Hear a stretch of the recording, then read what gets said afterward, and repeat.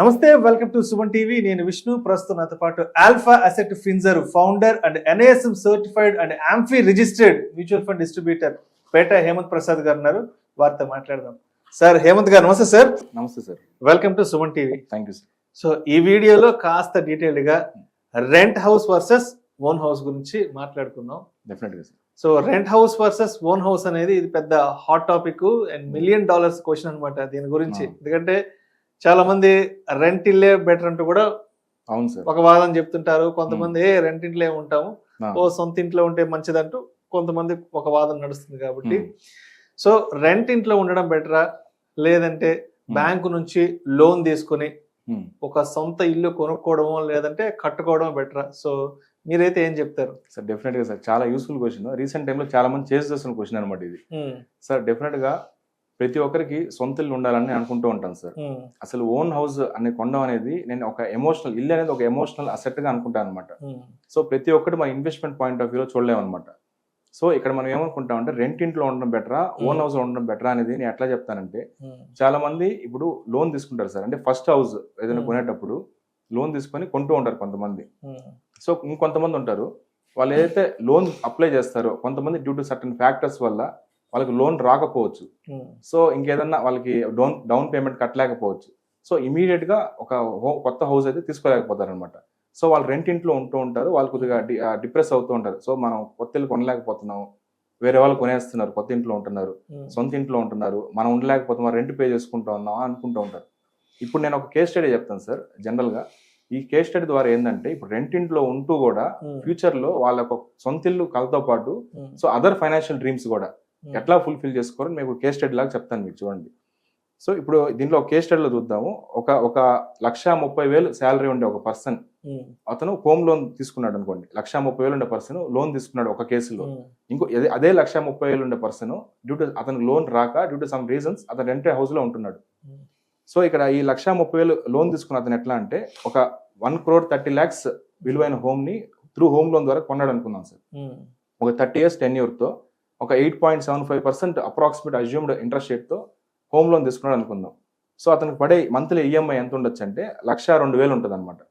So ఈ 1,30,000లో 1,02,000 అతని EMI రూపంలోనే పోతుంది అనమాట. సో నెక్స్ట్ సరే ఇదంతా అతను 30 years ప్రాంప్ట్ గా పే చేసేస్తాడు. సో 30 సంవత్సరాల తర్వాత అతను చూసుకుంటే విత్ ల్యాండ్ అనేది 8.6% CAGR తో అజ్యూమ్డ్ CAGR తో గ్రో అవుతుంది అనుకుందాం. బిల్డింగ్ అది ఏదైతే బిల్డింగ్ ఉంటుందో ఆ బిల్డింగ్ పోర్షన్ 2% డెప్రిషియేషన్ తో డెప్రిషియేట్ అవుతూ ఉంది అనుకుందాం ఎగ్జాంపుల్ కి. సో ఇప్పుడు ఏదైతే 1.3 crore ఉందో అది 30 సంవత్సరాల తర్వాత విత్ యావరేజ్ CAGR 7.2% వేసుకున్నా కూడా 10.4 crore ఉంటుంది సార్. అంటే 10,40,00,000 ఉంటుంది అనమాట. ఏదైతే ఇప్పుడు అతను 1,30,00,000 పెట్టుకున్నాడో అది 10,40,00,000 ఉంటుంది 30 ఏళ్ళ తర్వాత. సో ఇదే సినారియో ఇప్పుడు ఒకవేళ రెంటెడ్ హౌస్ లో ఉండే వ్యక్తికి చూద్దాం సార్. 1,30,000 శాలరీ సేమ్, కాకపోతే డ్యూ టు సమ్ రీజన్స్ అతను సొంత ఇల్లు కొనలేకపోతాడు ఈఎంఐలో. సో అతను డౌన్ పేమెంట్ లేక అడ్జస్ట్ కాకపోవడం వల్ల సార్ లోన్ రాకపోవడం వల్ల సో అతను రెంటెడ్ హౌస్ లో ఉన్నాడు. 40,000 రెంట్ ఇంట్లో ఉందా అనుకుందాం సార్. 40,000 రెంట్ ఇన్కమ్ లో. సో ఈ రెంటల్ ఇన్కమ్ మనం స్పైక్ చేసి చూడాలి కదా, ప్రతి ఇయర్ ఇంక్రిమెంట్ చేసుకుంటూ పోవాలి కదా. అంటే అతనికి ఏదైతే యాన్యువల్ గా శాలరీ హైక్ అవుతూ ఉంటుందో ఆ ఇంక్రిమెంట్ రెంట్ కూడా దాంట్లో అడ్జస్ట్ అవుతూ ఉంది అనుకున్నాం అజంప్షన్ మనం. సో 40,000 రెంట్ ఇంట్లో ఉంటున్నాడు. సో ఇతని బ్యాలెన్స్ ఏదైతే ఇందాక 1,02,000 ఈఎంఐ అనుకున్నాం కదా, ఇతను కూడా 1,02,000లో 40,000 రెంట్ కడుతున్నాడు. బ్యాలెన్స్ 62,000 అనేది మంత్లీ ఎస్ఐపి చేద్దాం అనుకుంటున్నాడు సార్. మంత్లీ ఎస్ఐపి చేద్దాం అనుకుందాం మనం. మంత్లీ ఎస్ఐపి 62,000 ఎస్ఐపి చేస్తున్నాడు అనుకుందాము.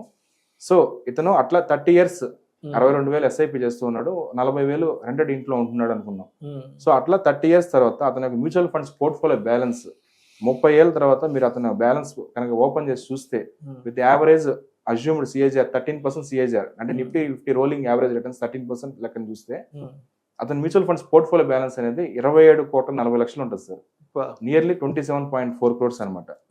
సో ఇతని ఇంటి వాల్యూ చూస్తే మనకి 10.4 crores ఉంటుంది ఓన్ హౌస్ వాల్యూ.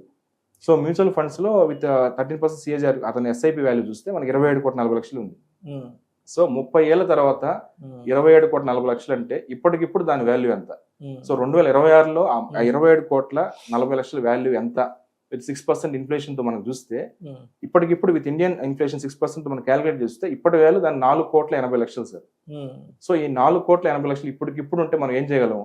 సో ఇందాక అనుకున్నట్టు అతను 1,30,00,000 పెట్టి ఇల్లు కొనగలడు.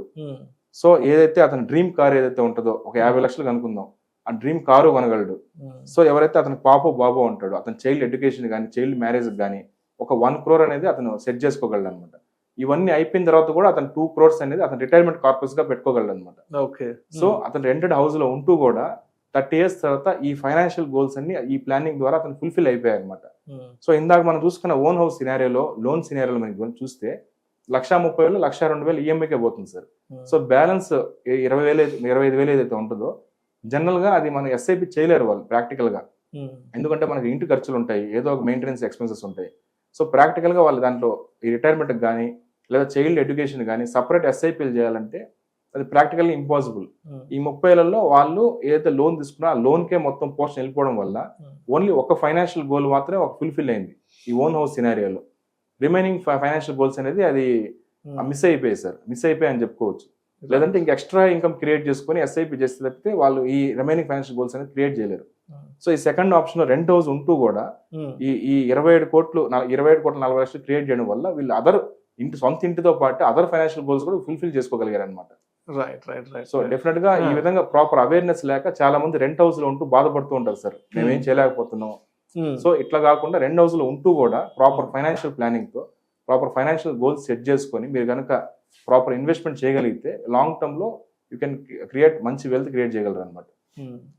సో కన్క్లూజన్ గా మరి ఏం చెప్పేస్తారు సార్? కన్క్లూజన్ గా ఈ ఓన్ హౌస్ బెటరా రెంటెడ్ హౌస్ బెటరా అనే డిబేట్ పక్కన పెట్టి మీ యొక్క ఎగ్జిస్టింగ్ సినారియోని మీరు అసెస్ చేసుకొని మీకు ఏది సూటబుల్లో మీ యొక్క రిస్క్ అప్డేట్ బట్టి మీ యొక్క ఫైనాన్షియల్ బట్టి ఏది మీకు సూటబుల్లో దాంట్లో మీరు ఫ్రీగా వితౌట్ ఎనీ స్ట్రెస్ మీరు ఫ్రీగా ముందుకు పోండి.